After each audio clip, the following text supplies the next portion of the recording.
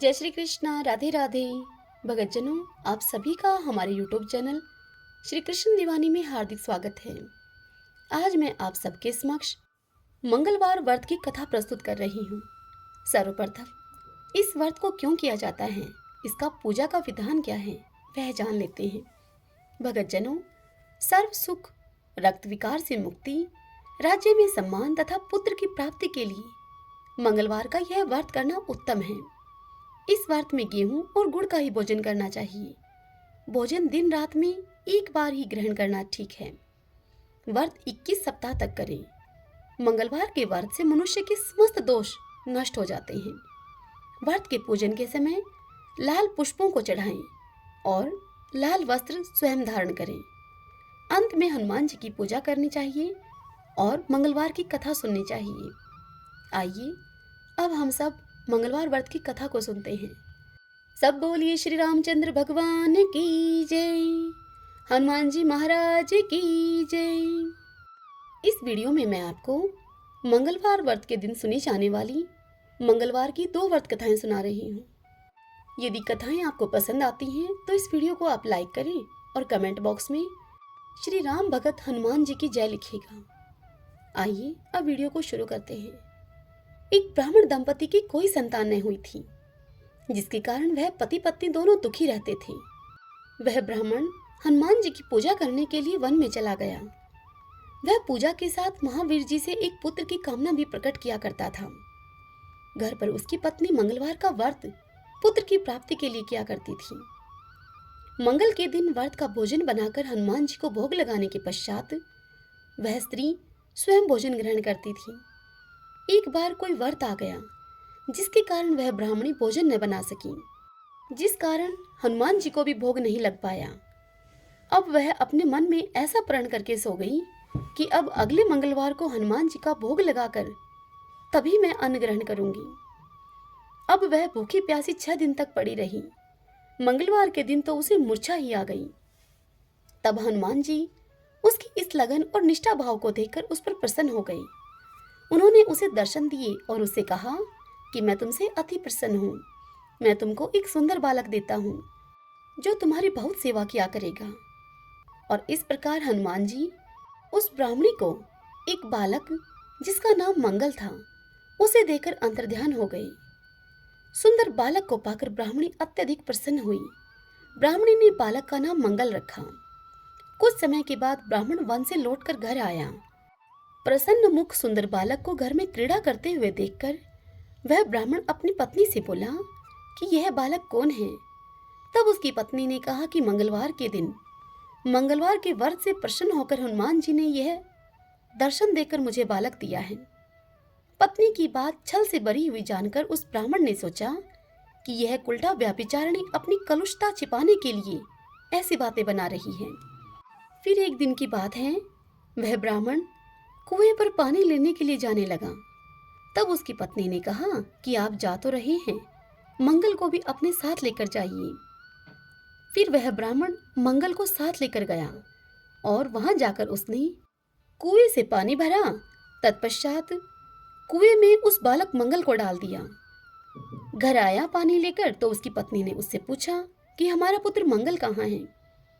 तभी मंगल मुस्कुराता हुआ घर आ गया। उस बालक को अपने पीछे खड़ा हुआ मुस्कुराता हुआ देखकर वह ब्राह्मण आश्चर्यचकित हुआ। उसी रात्रि को ब्राह्मण से हनुमान जी ने स्वप्न में उससे कहा कि यह बालक मैंने तुम्हारी पत्नी को दिया है। तुम अपनी पत्नी को उल्टा क्यों कहते हो।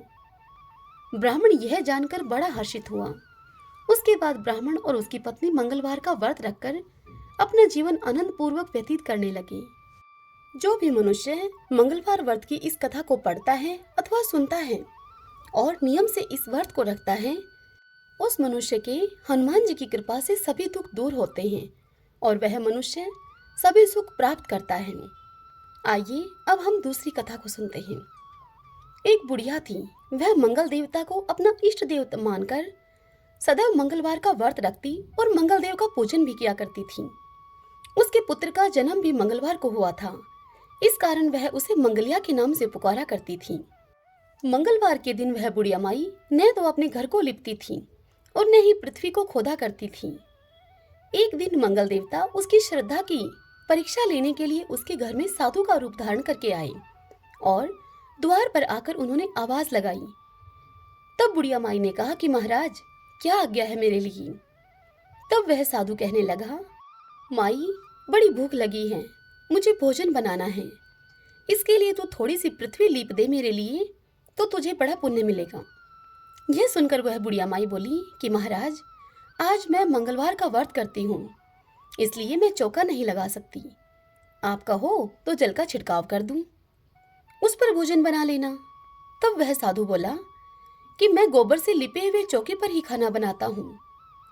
तब उस बुढ़िया माई ने कहा कि महाराज, पृथ्वी लीपने के सिवाय और कोई सेवा हो तो मैं वह सब कुछ करने को तैयार हूँ।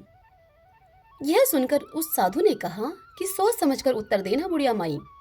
यह सुनकर वह बुढ़िया माई बोली कि महाराज, पृथ्वी लीपने के अलावा जो भी आप आज्ञा करेंगे मैं उसका अवश्य ही पालन करूंगी।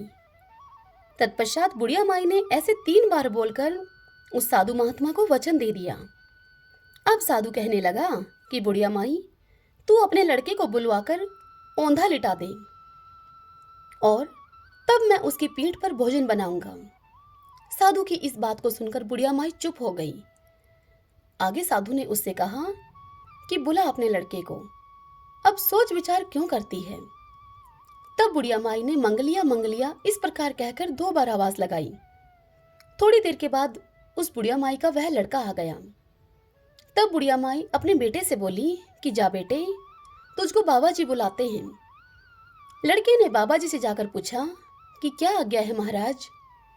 तब उस साधु ने कहा कि जाओ अपनी माता जी को बुला कर लाओ। यह सुनकर बुढ़िया माई साधु के नजदीक आ गई। तब साधु ने कहा कि तू ही इसको लिटा दे।